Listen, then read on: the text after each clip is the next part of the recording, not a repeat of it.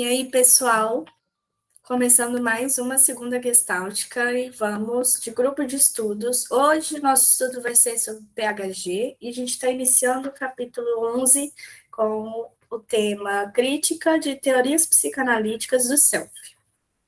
A gente vai começar lendo esse capítulo, né, fazendo considerações ao longo da leitura, tá?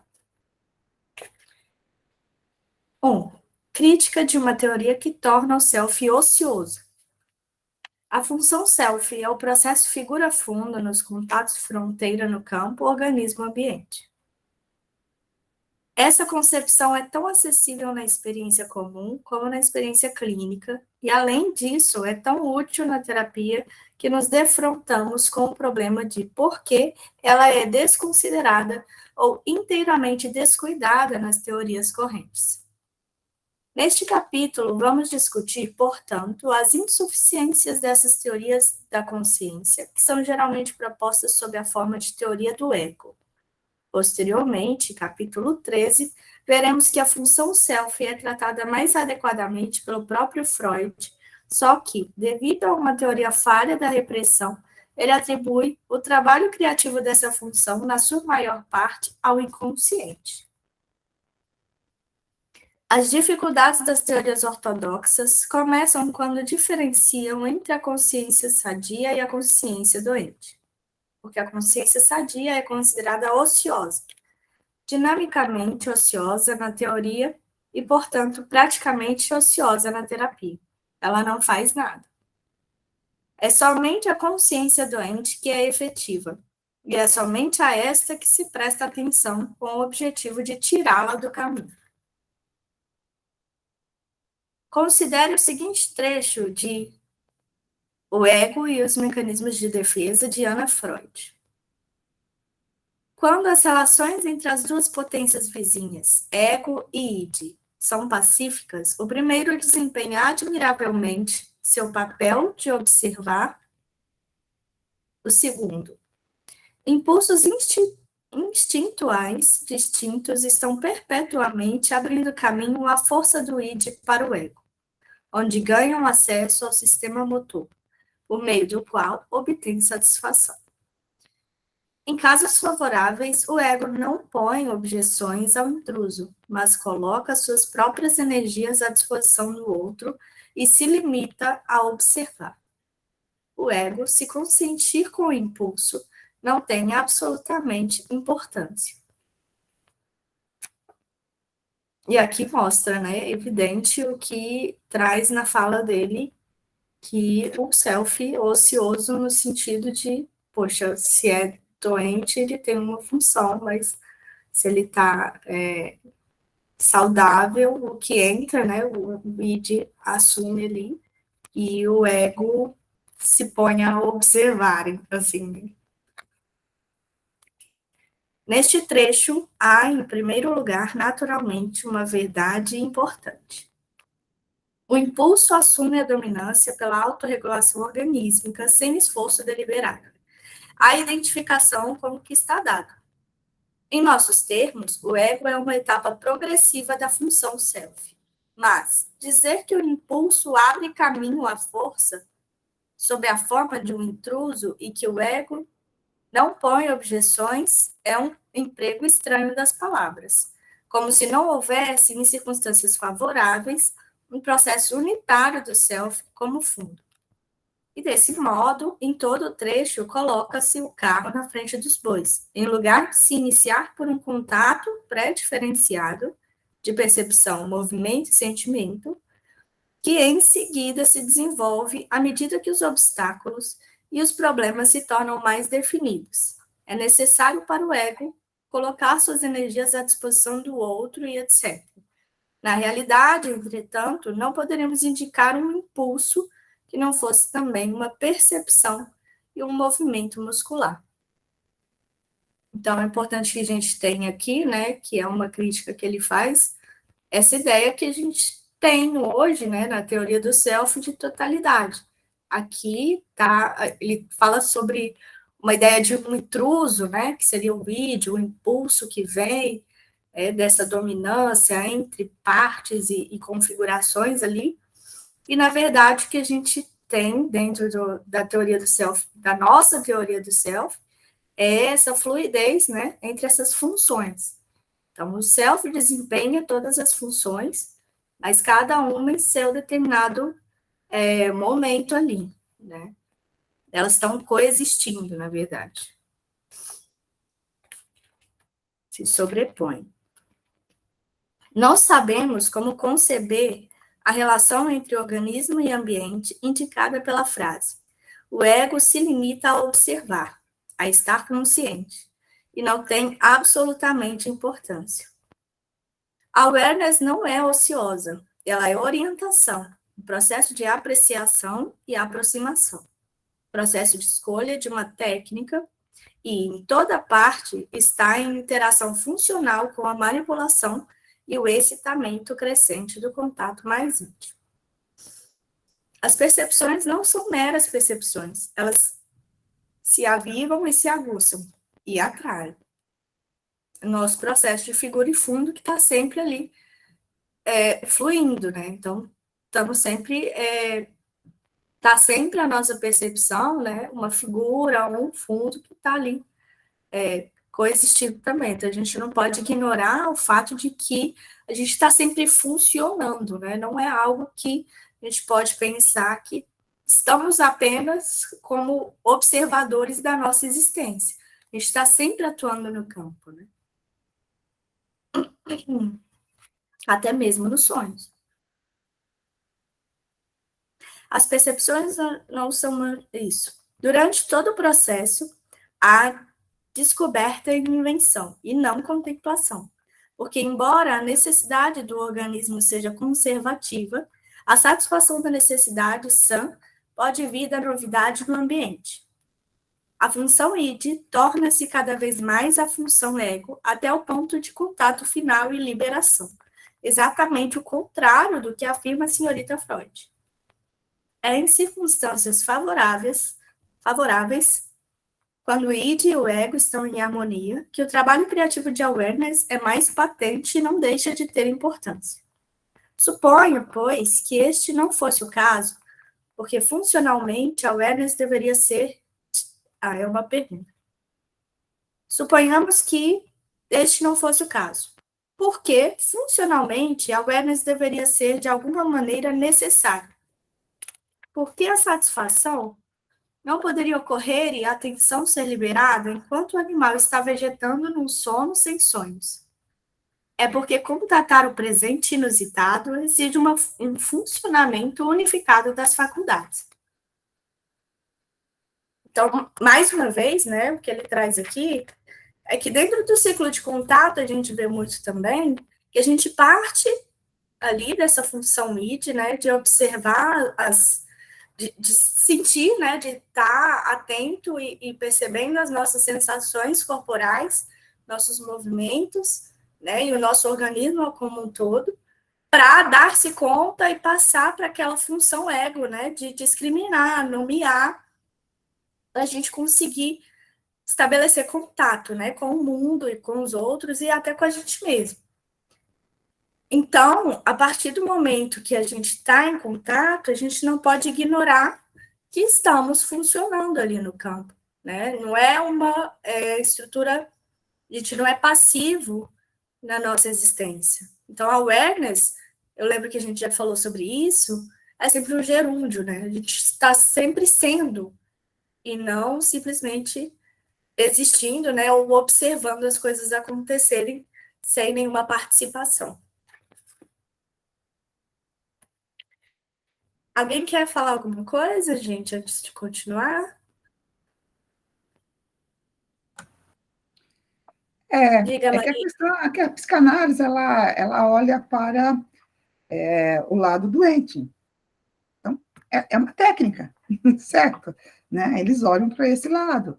É sempre, se o psicanalista está analisando, é o senhor da história, certo? É o que vai dar o diagnóstico, né? Ele vai trabalhar justamente o id, né? Por isso que ele olha para esse lado, né? E quando a gente vai falar sobre saúde dentro da gestalterapia, a gente sempre fala sobre saúde, né? Sobre o corpo em movimento, a crença, certo? No conhecimento do nosso organismo, né? Tá certo? E que ele tem uma sabedoria organísmica, e que assim nós não poderíamos, de forma nenhuma, trabalhar com coisas fixas, certo? E muito menos olharmos para o lado doente. Olhamos como um psicodiagnóstico para as complicações de contato, e uma vez cristalizadas, adoecidas. É diferente, certo? Né? Porém, não focamos na doença, e sim na possibilidade de flexibilizar. Aí entra emoção, sentimento, certo? Tá? E comportamento, né, como um todo, para que as pessoas possam ir quebrando justamente essas fixações e ir encontrar em contato com a tua sabedoria organísmica, que está sempre presente. Então, apostamos nisso. Quer dizer, é bem diferente nesse momento, certo? Tá? Eu acho bastante importante, quando a Gestalt toda hora está lembrando, eu acho que tem pertinência, assim, às vezes cansa um pouco, né? Essa diferença entre a psicanálise, a diferença e o que é parecido, o que veio da psicanálise, porque veio, certo? Tá? O que a gente concorda e o que não concorda, né? Estudar gestalterapia é uma maneira que você vai esbarrar sempre nisso, né? O que não se concorda, né? Até porque foi assim que a nossa abordagem foi firmada lá atrás, tá? E ela continua tendo esse viés, certo? Aonde se parece e onde não. Então, tá aqui, ó, mais uma vez, tinha que trazer a Ana Freud, né? Para que a gente pudesse falar sobre essas estruturas, vai. Então, quando a gente vai trabalhar essa estrutura, elas parecem bastante complicadas, porque quando você vai pensar ou descer a lupa em alguma coisa bem detalhada, cheia de... né, ela se torna confusa, que ela parece que ela é separada, né, do todo. Né? E, na verdade, é assim que se estuda quando se vai fazer uma análise clínica e alguma coisa, né?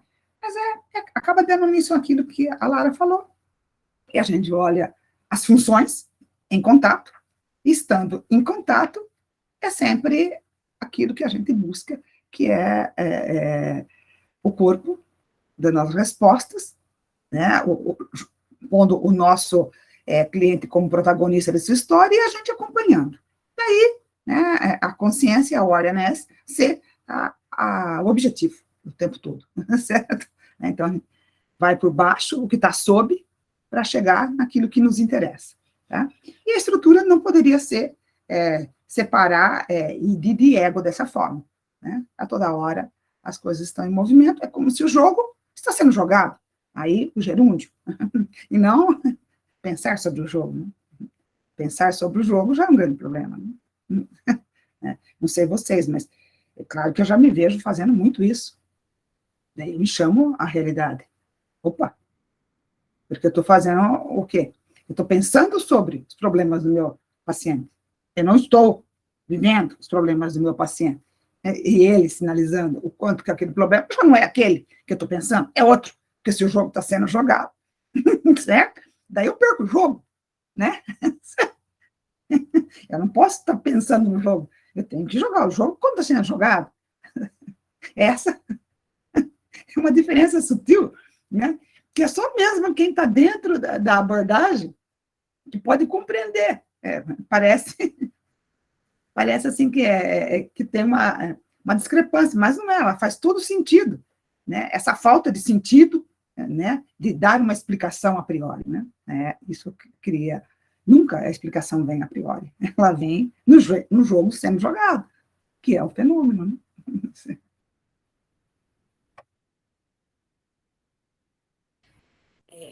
A explicação retirada da experiência, né, ela é só o falar sobre, né, que na verdade é só mais uma fala verborrágica e uma racionalização.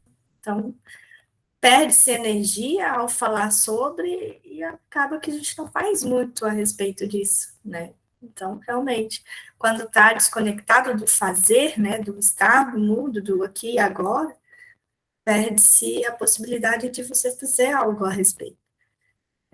E aí fica muito na abstração, acaba não aprendendo muito. E Elizabeth levantou a mão e depois abaixou. Você quer falar, Elizabeth? Ô, Lara, sim, eu queria falar, mas a Maria ela trouxe com tanta clareza, e assim, a nossa abordagem, ela é um presente para nós, né? A gente sair desse eu sou assim mesmo, né? Sempre fui assim, e vem trazendo essa compreensão tão humana, tão integrada do ser humano com o seu meio, com o que vai sendo, as suas possibilidades, e é muito libertador para nós, enquanto psicoterapeutas, ampliar essa visão do nosso cliente, que todo dia ele pode começar, ele pode ser um novo, né, essa nova versão. Então, isso é muito bonito. Né? Era só isso mesmo. Ah, sim, né? As potências, as possibilidades que a abordagem nos traz, né? Que é justamente olhar para além do diagnóstico, para além do estereótipo, para além das nossas limitações, né? De fronteiras, de bloqueios, e olhar para as nossas necessidades de uma outra forma, né? Isso é muito lindo, assim, na abordagem, né? Uma das coisas que me inspiram a continuar estudando sobre ela. É lindo mesmo. Até poético, inclusive. Seguimos, então. Se temos outro trecho para mostrar como esse erro teórico do sistema awareness ocioso é nocivo à terapia. O contexto do livro de Anna Freud, o qual, por falar nisso, constitui uma contribuição valiosa, é o seguinte: a consciência é o que está mais acessível ao tratamento. São as defesas do ego fixadas que constituem a neurose. Concordamos naturalmente com essas teses, embora devêssemos falar de agressões de ego em lugar de defesas de ego. E o problema, como ela o vê, é como flagrar o ego em funcionamento. Isso não pode se dar numa situação sadia, ela argumenta, porque nesse caso o ego estará ocioso. Não pode se dar tão pouco quando o ego está defensivo, de maneira bem-sucedida, porque nesse caso seu mecanismo estará oculto, o impulso estará reprimido. Contudo, por exemplo, a formação reativa, um ego-mecanismo neurótico, pode ser melhor estudada quando semelhantes formações estiverem em processo de desintegração. Por um momento, o impulso instintual e a formação reativa estão visíveis dentro do ego lado a lado. Devido a outra função do ego, sua tendência à síntese, esse estado de coisas que é particularmente favorável para a observação analítica dura somente alguns instantes de cada vez. Note que, aqui, a tendência à síntese é denominada de outra função do ego acessível, mencionada entre parênteses no final do capítulo. Contudo, essa tendência é o que Kant, por exemplo, julgava ser a essência do ego empírico, a unidade sintética de apercepção, e é o que estamos considerando como o principal trabalho do self, a formação de Gestalt. Nesse trecho, no entanto, essa tendência sintética é considerada um obstáculo lamentável para a observação. Do quê? Do ego. Claramente, aqui a senhorita Freud não quer dizer com o ego o sistema awareness de maneira alguma, mas a deliberação neurótica inconsciente. E, contudo, esta não é a consciência que está mais acessível ao tratamento, angariando a cooperação do paciente.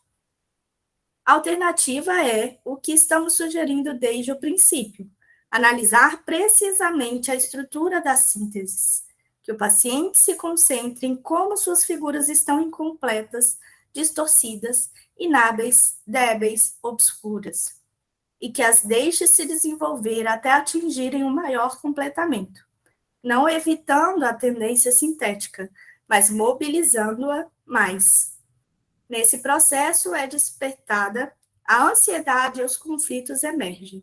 E, ao mesmo tempo, o paciente está cada vez mais em condições de enfrentar a ansiedade, de modo que se torne novamente o excitamento vivo. Assim, a teoria do self desenvolve-se diretamente junto com a terapia do self. Entretanto, na concepção ortodoxa, ocorre o contrário. Ao não se concentrar na capacidade integrativa do paciente, e sim atraí-la para a berlinda tanto quanto possível, o analista aprende algo sobre como o paciente seria se estivesse completamente desorientado e paralisado. E agora? O analista vai montar o paciente a partir das partes discrepantes, mas isso tem de ser feito pela capacidade integrativa do paciente. Mas o analista não pôs em absoluto essa capacidade em prática, e a enfraqueceu tanto quanto pôde, como também ainda não sabe nada a respeito dela. Aqui um ponto importante, né, que a gente vê da diferença da psicanálise para a questão de terapia, é justamente esse poder que o paciente em si tem desse completamento dessas gestalting, né? E aqui, como que dentro da psicanálise, quando chega nesse ponto de impasse, o que eles conseguem aqui, né, é observar que aqui tem uma incompletude e não fazem nada a respeito, porque não dão esse acesso para aquele paciente criar, né, e não dão vazão a isso, né, a essa energia que está aqui contida. Não tem essa ideia de awareness, né, e dessa potência que pode vir justamente desse lugar, dessa tentativa de completamento. E aí, ele mostra aqui claramente que eles desconsideram e, por isso, né, acabam tendo um déficit aí dentro desse lugar dessa terapia. Diga, Maria. O Mário falou algo, porque eu acho que a gente estava um pouquinho para frente, mas não tem problema, sobre esse tema. É até bom voltar um pouco para trás, uma página. É muito interessante na última vez, lembrou isso que você acabou de falar agora lá. A pessoa passa de sujeito para sujeitado. Ele é sujeitado, né, a uma reconstrução.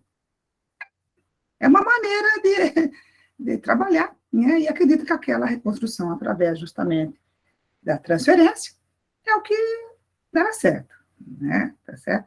Por mais que tenha mudado a psicanálise, tenha mudado bastante, ainda bem, né, tá certo, né, a nova psicanálise, ainda essa parte é assim que se dá, não é de outro jeito, tá?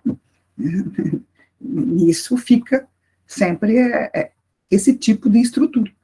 Essa estrutura não muda desde a descoberta aí do mestre, né?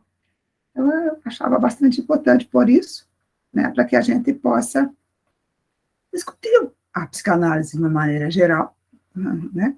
Não precisa se aprofundar, porque nem essa é a nossa proposta, certo, em relação ao tema aqui do capítulo, né? Mas é uma crítica, certo? E é uma crítica que se fez atrás e que se continua fazendo. Porque nas grandes mudanças da neopsicanálise, não mudou isso. Né? Apesar de você conversar com muitos psicanalistas que concordam, eles concordam, que poderia ter um outro estudo, um aprofundamento, que está tendo, certo? Um aprofundamento nessa parte de ver o homem como um todo, tá certo? Tá? Mas você não vê isso escrito, né? Entendeu? Consumado ainda numa teoria, uma modificação de teoria, né? Permanece desse jeito. É isso. Uhum. Então, ainda, né, pensando na ideia da tríade, ainda existe um lugar do terapeuta, e eu falo, né, dentro da teoria de Freud mesmo, né? Existe um lugar soberano, assim, um lugar de saber que está vinculado a esse terapeuta que vai dizer para a pessoa, né, vai analisá-lo, né, que ele vai estar sendo analisado ali pelo terapeuta, com o terapeuta como detentor do saber sobre aquela pessoa, né? E isso é uma das críticas que se faz, no sentido que muitas vezes não se considera a potência que é você trabalhar com o saber daquela pessoa, né? É você desconsiderar o saber organístico também, desconsiderar a totalidade daquela pessoa para se completar, né? Como Gestalt, para ela mesma chegar, né? E buscar essa cura, né? Esse completamento, essas reconfigurações, essas ressignificações. Então, é um ponto-chave aí de crítica, né? Que você vê a questão de terapia fazendo em relação à psicanálise. Diga, Elizabeth. O pouquinho que eu vou conhecendo de psicanálise é a partir da própria abertura que a nossa abordagem nos traz. E aí eu fico assim pensando, né, quando a Maria fala aí dessa nova, esse modo dos atuais psicanalistas, né? Mas aí, por outro lado, né, Maria, esse edifício, né? Esse edifício está tão petrificado que mexe, mas ele é maquiado, né? Como você falou, se não tem uma teoria que sustenta essa integralidade, essa visão do todo, né? E assim, por outro lado, para nós, né? Assim, a Gestalt, quando eu comecei a compreendê-la e tudo, são muitos conceitos, né? E a gente vai esbarrando em um daqui e, de repente, tudo vai fazendo muito sentido, né? Vai fazendo muito sentido e você vai vendo. Mas, a princípio, quando eu cheguei no momento até de adquirir aquele dicionário da Gestalt, o Gestaltês, porque eu falava assim, não, eu preciso abrir aqui para poder ver muito conceito. E a gente vai vendo como que faz sentido. E eu me lembro, com pouco tempo que eu estudei da psicanálise, acho que foram 2 ou 3 períodos, eu fazia uma viagem, mas eu nunca chegava. Eu ficava assim, sabe? A ver navio. E um dia eu escutei de um professor que ele falava de uma das peculiaridades da psicanálise, era a intelectualidade. E aí eu saí da sala, falei, pronto, eu estava aprendendo o que é elevar para as nossas percepções. E não precisa ter intelectualidade para se perceber. E aí eu fui caindo meio que a ficha, sabe? Eu falei, tá, tem outras coisas, vai aparecer outras coisas. Aí foi quando apareceu o Gestalt, já no 7º período, sabe? Falei, acho que é isso aqui mesmo, é essa questão aqui. Então, assim, é difícil, é muito petrificado, e assim, a gente observa que até essa postura aí, né, do saber, né, do suposto saber, né, que esse lugar, ele tem que se manter. Eu me lembro, quando a Lara estava dizendo aí, eu me lembro da educação, né, dos anos 60, dos anos 70, que tinha aquela parte mais alta onde o professor ficava, sabe? Então, assim, o professor, ele tinha né, ele debulha, né? Ele joga nem a luz que a Maria gosta de falar, não, mas ele joga tudo aquilo e o aluno devolve depois para ele em forma de vômito, né? Quando a Lara falou desse saber, desse lugar, né, do que sabe, né? É o que sabe sobre o paciente, e o paciente ele vem muito com essa, né? O que eu faço? Né? O que eu faço? Enquanto nós falamos, não sei, eu não sei, né? E esse não sei que nós apropriamos dele, ele é tão fértil, né? Porque a gente pode saber juntos, né? É isso. É um convite, né, Elizabeth? A experiência. Você convida a pessoa a entender, beleza, você não sabe, né? Então vamos descobrir junto. Né? É diferente. Pode falar, Maria. Não, e é interessante que é assim, ó, psicodinâmica. A nossa abordagem é psicodinâmica. É uma das coisas que estão junto com a psicanálise. Eu pergunto para você, que dinamismo é esse? Só de um lado. Praticamente, o teu professor quis dizer assim, olha, tem que ter intelecto, é para poucos a psicanálise. Ele está querendo dizer isso. Certo? Assim como, infelizmente, e nós temos que lutar contra isso, nós temos que mostrar isso publicamente, tá certo? Que a nossa abordagem não é fácil, não é rasa e não é de louco, certo? E isso me irrita profundamente, certo? Quando você não consegue estudar psicanálise, você vai fazer gestalterapia. Isso é terrível, porque a gestalt é profunda. Vai estudar existencialismo, você vê a dificuldade que tem. Né? A gente tem um colega aqui que, infelizmente, não está aqui, que é o Mário, que é uma sumidade. Por quê? O Mário vai além, e a nossa abordagem diz isso. Ela diz assim, você tem que estudar, quando você estuda a gestalterapia, você tem que estudar outras coisas. A Lara citou uma coisa que é poético, gestalterapia é arte. É que eu não sei, por exemplo, pintar, a Lara tem um conhecimento com a música, né, Lara?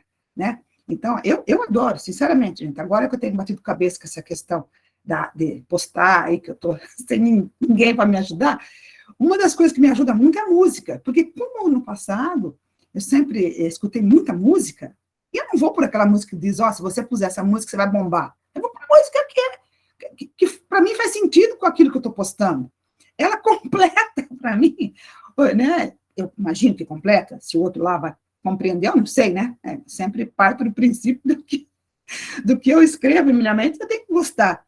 Se o outro vai gostar, se o outro não vai gostar, se vai ler, se vai alcançar. Gente, realmente não tem esse feeling. Mas por que eu estou citando isso? Porque a nossa abordagem é de uma riqueza, de um pressuposto teórico, filosófico, certo? Que é o humanismo, o existencialismo, é difícil. Vai estudar Sartre. Né? Sinceramente, tem livros da Simone de Beauvoir que eu não consegui ler. Não acabei, está aqui. Certo? Assim como eu não consegui ler o Capital inteiro de Marx, né? Tem que ter um conhecimento. Por quê? Porque a hora que você não abarca mais o que você deveria ter antes de ler aquilo, você desanima. É como aluno na escola, que não acompanha mais. Nós estamos com um problema sério na pandemia, da classe pobre, miserável, que não pôde ter acesso a isso que nós estamos tendo agora, e ficou, na verdade, né, sem escolarização, né, durante esses 2 anos iniciais da pandemia. Tá? Então, agora estão encontrando o filho das pessoas que tinham dinheiro, felizmente, não acho que o dinheiro é ruim, o dinheiro é bom, e que conseguiram fazer algum acompanhamento de aprendizado através do online, né, tá certo? E agora eles estão se degladiando porque eles estão perdendo a motivação, certo? Então, tudo aquilo que você não compreende, certo? Você não tem motivação para continuar lendo aquilo. Se você não está compreendendo, se não está te agregando algo, né? Então, o professor praticamente quer dizer assim, não dá para você estudar psicanálise, viu? Vai fazer lá gestalterapia. Agora, por que eu citei, eu levantei a mão? Não é só para fazer isso que eu falei. Porque o que acontece? O que é pior que a psicanálise?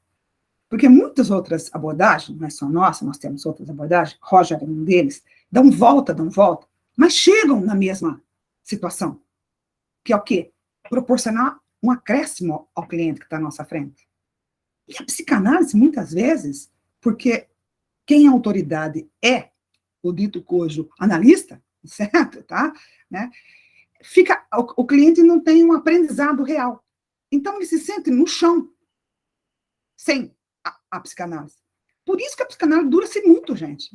Então, para mim, isso é o pior de tudo. Porque podia ser uma outra abordagem, diferente, mas ela chega a alguma coisa, tá certo? Então, o que você vê as pessoas chegando, e eu vejo as pessoas chegando, tá certo? Tá? A falar sobre, a compreender o que está dizendo. Isso ajuda? Eu acho que ajuda. Porque o resto, o corpo da pessoa e a sabedoria organísmica dela, talvez chegue sozinha.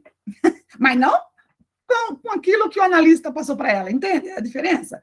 Entendeu? É como se o analista fosse até um tanto, né? E algumas pessoas têm essa sensibilidade de, através do intelecto, com o passar dos anos, vamos dizer que é longo, né? Tem o porquê isso ocorreu comigo, e acaba completando o psicodramismo aí da psicanálise, né? Sozinho. Essa é o que eu, na minha experiência, invisto de pessoa, e eu tenho contato com muita gente que faz psicanálise. Eu olho, que beleza, está gostando? Isso que importa, você está lá, né? Você está falando sobre, você está ouvindo você falar. Agora, patina nessa situação. Por quê? Porque não quer modificar. Porque alguém tem que ser autoridade. Porque é assim, entendeu? Que o analista é reconhecido, cobrando e dizendo assim, eu sei, por favor, né? Deixa eu reconstruir. Então, é uma coisa complicada, é complicado. E se a gente bater por esse lado, né? Não, o intelecto não serve, a gente erra. Fala, não, o intelecto é muito importante. Muito. Eu sempre digo, muito importante. Porém, você não pode ficar só nele.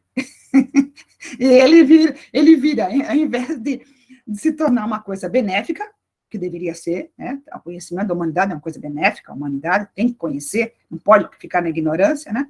Porém, você tem que utilizar isso a teu benefício, não acrescentando uma resistência e uma intelectualidade que racionaliza de um jeito que ajuda você a permanecer no estado que você cristalizou. Aí que é o complicado.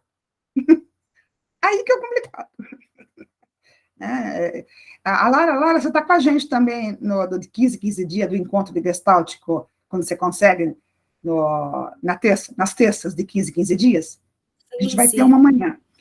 A gente vai ter uma manhã, a gente saiu meio correndo, patinando, a gente vai falar sobre um problema técnico que surgiu, sobre quem vai falar o quê. Nós vamos falar um pouquinho sobre esse livro, né, que traz justamente o depoimento de várias pessoas, tá? Situações clínicas em gestalterapia. É bastante importante, porque aqui, se um psicanalista olhasse isso, ele reconhece, só que ele não admite, entendeu? É essa a diferença. É essa a diferença. Porque não pode, entendeu? Porque senão ele perde a autoridade. E aí quebra-se a psicanálise, né? Então, eu acho que quando a gente tiver que levar, sempre que alguém me chama para falar alguma coisa, eles procuram sempre fazer uma comparação psicanálise e gestalterapia. Eu paro, não falo de psicanálise, só falo da gestalterapia. Para não ficar, se entende, né? Senão a gente acaba reforçando o outro, né? Certo? Não que a Gestalt não faça essa diferença. Tem livros que é praticamente isso. O que concordo, o que discordo, o que concordo, o que discordo, o que concordo, não é? Certo? Mas é isso. É isso que eu acho que é triste. Porque não acrescenta. Roger acrescenta mais do que a psicanálise, a meu ver. Certo? Né? Certo? Moreno acrescenta mais, psicodrama acrescenta mais, a arte-terapia acrescenta mais, né? Certo? Muito mais, a musicoterapia. É incrível isso, como a gente vê isso na prática, e parece que, né, isso não tem sido tão bem vamos supor, respaldado pela sociedade, de uma maneira geral. Né? Até a TCC, gente, certo? Eu fiz TCC durante um ano e pouco, né, para algumas situações, certo? Tá? É diferente da de Skinner, tá certo? Não é a terapia comportamental só. Ela ajuda em algumas circunstâncias, né, certo? Mais do que a psicanálise. Mais do que a psicanálise. Né? Tem engessamento, tem mil e uma coisa também, né? Jamais vê o homem como um ser estar no mundo, não chega ao existencialismo, né? Mas ajuda mais em algumas situações de alguns psicodiagnósticos, certo? Do que a própria psicanálise, que fica nessa masturbação mental.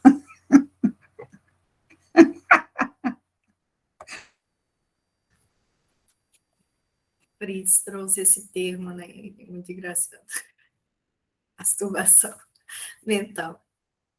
Ele traz a questão de terapia explicada. Eu não sei se ele traz em outros livros dele, né? Mas que eu já tenha visto. É naquele que a gente já trabalhou aqui também, né? Traz os workshops. Todos os workshops dele falam isso. Ele fala, né? Que verborreia! Falava, né? Então é básico, é básico. É básico. Seguindo aqui, o finalzinho do subtópico, né? Que vem falar. Uma teoria que torna o sistema awareness praticamente ocioso e o torna até mesmo um obstáculo, dá uma falsa imagem da situação sadia e não auxilia na situação neurótica. E aí ele finaliza.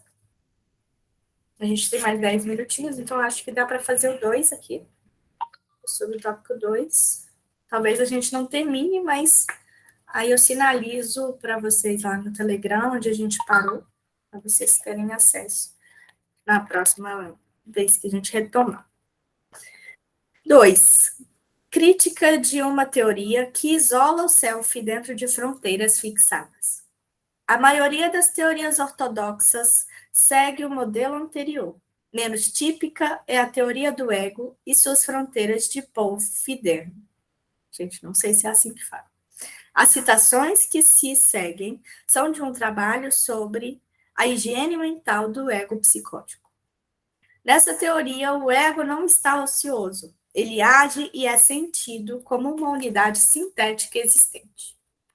O ego consiste no sentimento de unidade, contiguidade e continuidade entre a mente e o corpo do indivíduo, na propriocepção de nossa própria individualidade. O ego é uma unidade de catexia funcional que muda com todo pensamento e percepção concretos, mas que retém o mesmo sentimento de sua existência em fronteiras distintas. Tem uma nota de rodapé que fala: esta é uma descrição satisfatória do que denominamos personalidade no item 8 do capítulo 10. O self, como tal, não sente sua própria existência, mas sim a unidade do seu processo de contato. E, novamente, Dr. Feder adverte sobre o erro da ociosidade. A tentação de acreditar que indicamos a psicologia do ego ao empregar a palavra ego em lugar de personalidade ou indivíduo. Qualquer terminologia tautológica se põe facilmente a serviço do auto-engano. Devemos ter em mente que o ego é uma unidade psicossomática específica, catexada com energia mental. E aí, na nota de rodapé, tem de onde foi tirada, né, essa fala de Paul Feder. E o Dr. Feder mostra como usar essa unidade energizada na terapia. Por exemplo, funções awareness que operam especificamente como a abstração ou pensamento conceitual podem ser debilitadas na esquizofrenia e a terapia consiste em fortalecê-las por meio de exercícios do ego. Até aí tudo bem, mas a dificuldade dessa concepção é esta. Se o sistema contato é essencialmente em lugar de selo, às vezes e sob a forma de uma estrutura específica, a propriocepção de nossa individualidade dentro de fronteiras nítidas, então, como é possível entrarmos em contato com a realidade fora das fronteiras? Defrontamo-nos diretamente com essa dificuldade na seguinte formulação de Feder. O que quer que seja mero pensamento deve-se a um processo mental que se situa dentro da fronteira mental e física. O que quer que tenha a conotação de ser real se situa fora da fronteira ego-mental e física. No estado atual da filosofia, esse tipo de formulação parece perfeitamente razoável, mas é absurdo, pois como tomamos consciência da distinção entre o interno e o externo, o pensamento e o real? Não é pela awareness? Portanto, de alguma forma, de alguma maneira, o sistema de awareness tem de contatar diretamente o real externo. O sentido de self tem de ultrapassar a própria percepção e a nossa individualidade. Estivemos argumentando naturalmente que a essência de contato é estar em contato com a situação. A função self é uma função do campo. O problema é antigo. Como é que, acordado, você sabe que estava sonhando e que não está sonhando agora? E a resposta ainda tem de ser aquela clássica. Não sabe por uma conotação particular da realidade, como se esta fosse uma qualidade destacável, mas pela integração de uma awareness maior da situação concreta, de uma maior consistência, de mais sentimento do corpo e, especialmente neste caso, de mais muscularidade deliberada. Você se belisca para ver se está acordado, Não que você não possa estar sonhando também que está se beliscando, mas é que isso é mais uma evidência, e se toda evidência disponível desse tipo for coerente, não terá importância, afinal de contas, se você está acordado ou se está sonhando. Se o médico tivesse de falar também do comportamento motor como parte do sentido de ego, assim como da percepção e propriocepção, o absurdo ficaria patente, porque nesse caso, o corpo do indivíduo não poderia ser delimitado a partir dos outros componentes do ambiente. Vejamos como chegamos de modo dinâmico à conjuntura plausível do Dr. Feder. Considere as seguintes proposições. O ego mental e o ego corporal são percebidos separadamente, mas no estado de vigília são sempre percebidos de maneira tal que o ego mental é experienciado como estando dentro do ego corporal. Certamente, nem sempre. Uma situação de interesse intenso assoma muito mais na awareness do que o corpo percebido, e este é percebido como parte daquela. Ou não é o corpo que é percebido em absoluto, mas o objeto em sua situação qualificado pelo apetite corporal. Num momento assim, o corpo é percebido como sendo pequeno e sendo voltado para fora, para o interesse. Contudo, o autor está provavelmente pensando no momento da introspecção, e é verdade que nesse ato a mente está dentro do corpo. Em especial, se o corpo opõe resistência a servir de fundo e assoma, enfadado e requieto, coçando. Podemos agora avaliar a formulação. O ego, como sujeito, é conhecido pelo pronome eu, e como objeto é denominado de o self. Esta é uma linguagem justa se a técnica de observação for a introspecção, porque nesse caso o ego mental é ativo e o self mental e corporal é passivo. E já que a awareness do corpo não é controlável, a não ser que a introspecção se transforme numa fantasia vivida, o objeto, que é o sentimento do corpo, é maior do que o sujeito introspectivo. Contudo, consideremos a lógica de semelhante linguagem para o uso geral. A awareness do corpo não está ativa na introspecção. E agora, ela é eu ou não? É uma pergunta, tá, gente? Então, assim, ele fala que se a awareness do corpo na introspecção não está ativa, ela é um eu, como ele considera, Feder, ou não. Se a awareness do corpo for eu, então o self não é um mero objeto. E o eu, parcialmente, não é sujeito. Se a awareness do corpo não é eu, então há um sistema de awareness fora do alcance do exame do ego, isto é, awareness que não é introspecção. E o que acontece, então, com a unidade? Acontece que ambas as conclusões são verdadeiras e ambas são incompatíveis com a teoria de Feder. Felizmente, a unidade verdadeira subjacente pode ser demonstrada por um experimento simples. Ao fazer a introspecção, tente incluir como objetos do eu, que age cada vez mais partes do self-corpo passivo maior. Gradualmente e em seguida, todos de uma vez, a mente e o corpo se fundirão. Eu e self se unirão. A distinção entre sujeito e objeto desaparecerá. E o self consciente entrará em contato com a realidade sob a forma de uma percepção ou de um interesse por algum problema externo, sem a intervenção de meros pensamentos. Isto é, o self, consciente no modo médio, nem passivo e nem ativo, rompe a compartimentalização entre mente, corpo e mundo externo. Então, temos de concluir, então, que, para a teoria do self e sua relação com o eu, a introspecção é um método primário de observação pobre, porque cria uma condição peculiar. Temos de principiar pela exploração de uma gama ampla de situações e comportamentos plenos de interesse. Então, se retomarmos a introspecção, a situação verdadeira estará aparente. O ego introspectivo é uma atitude restritiva, deliberada da awareness psicossomática, que exclui temporariamente a awareness ambiental e torna a awareness do corpo um objeto passivo. E aqui, gente, fazendo uma pontuação, é interessante quando ele traz essa informação, né, dessa introspecção que se faz, que você está tão conectado ali com o seu próprio corpo, observando, né, conseguindo perceber as sensações corporais, que acaba que o foco sai do ambiente externo e vai para dentro de si. Olha só as aspas, né?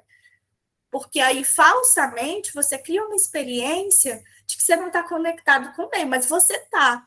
E a ideia que ele traz é justamente essa. Você está sempre se relacionando com o meio que você está, com as pessoas ao seu redor, né, com você mesmo.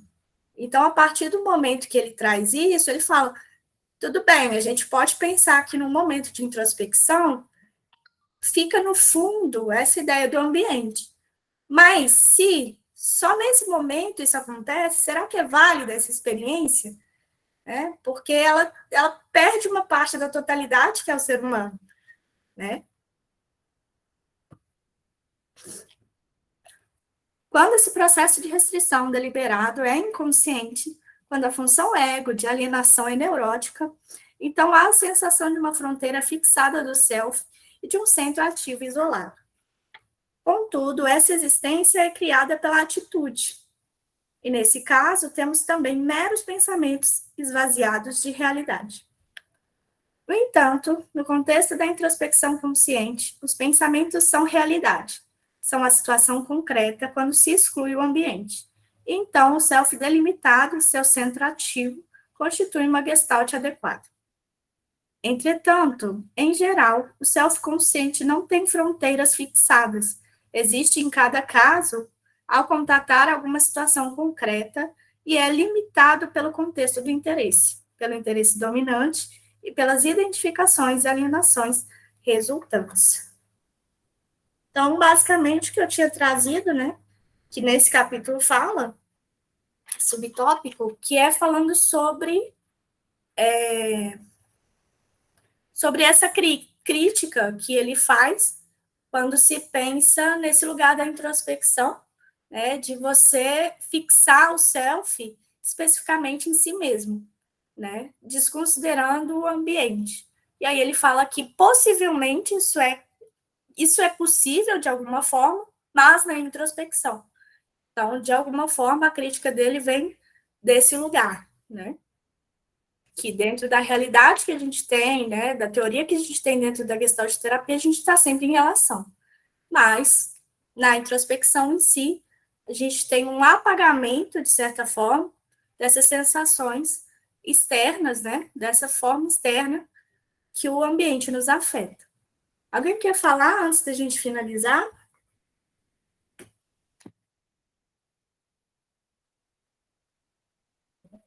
Diga, Maria. Não, assim, lembrando aqui, você vê, o corpo, ele vai mostrando, né, que aquilo não está sujeito, certo? Tanto que ele não admite ficar como fundo, né, tá? E a introspecção, ela vai dar um tanto. Não seja bom a pessoa fazer uma reflexão, isso aqui, mas não é ali que, de fato, vai sair, né, o todo de uma compreensão, de um insight, esse que é o diferencial, né? E essa separação, né, que, volto a dizer, parece bem complexa, certo? Nada mais é do que uma lupa descendo na análise, né, do que o ego é o eu, como sujeito, certo? Tá?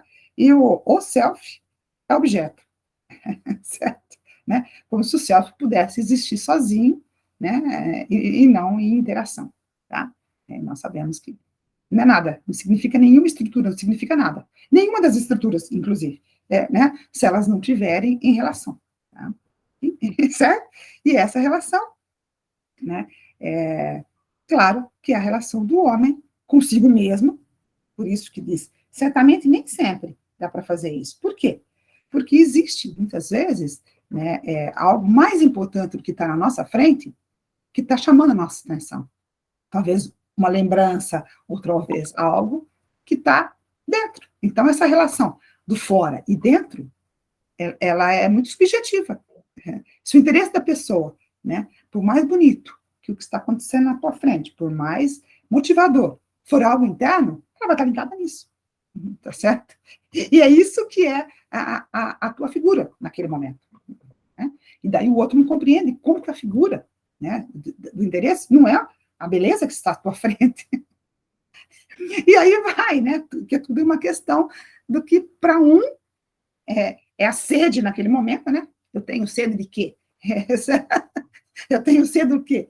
O que está faltando para mim? O que está faltando para mim pode ser algo, né, que me motivou nesse momento e que não tem nada a ver com o que externamente, né, está afora. Então, olha que maluquice essa situação de você dizer, não, isso aqui que é pertinente agora, isso aqui que é concreto. O que é concreto?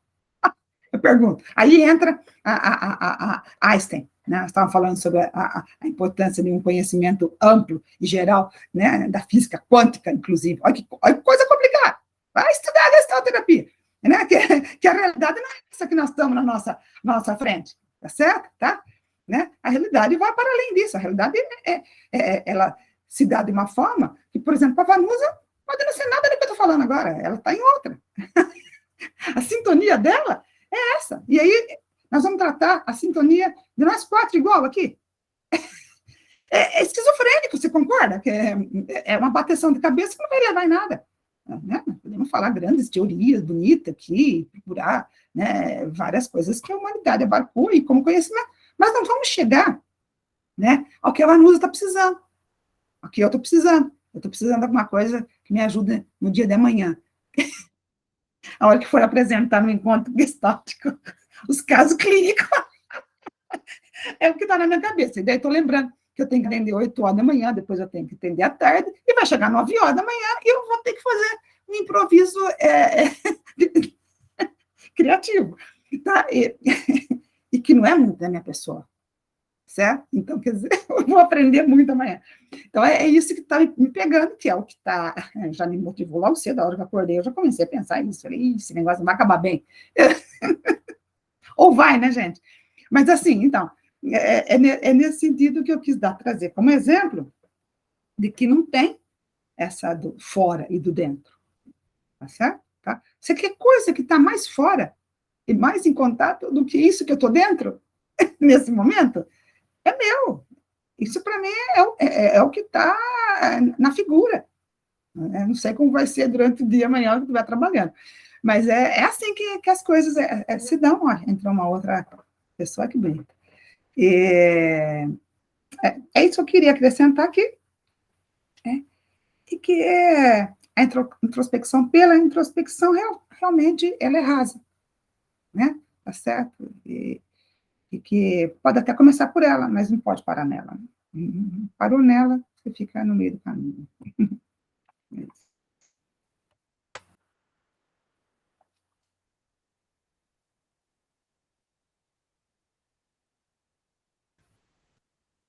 Boa, Maria. Bom, gente, então a gente finaliza na página, deixa eu ver aqui onde a gente parou. 196, no subtópico comparação entre as teorias citadas.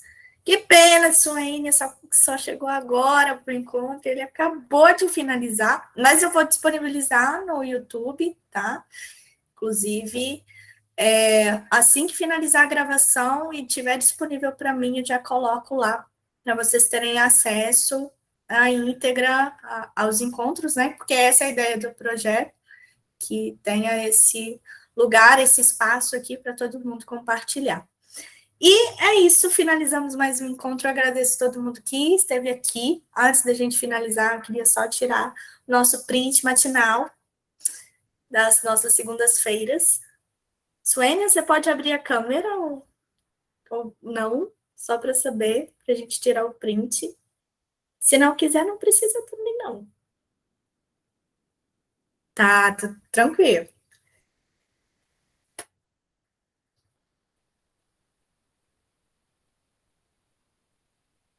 Meninas, muito obrigada. A gente se vê, então, na semana que vem, às 9 horas da manhã. Se quiserem continuar o tema, trazer questões no grupo, fiquem à vontade. E a gente se vê, então, amanhã, com Maria Bueno, falando sobre situações clínicas em Gestalt terapia. Todas nós falamos sobre situação clínica, por favor, hein? Um beijo, meninas. Até amanhã. Todos nós. Tchau, tchau, gente. Até semana que vem. Abraços gestálticos. Até lá. Até.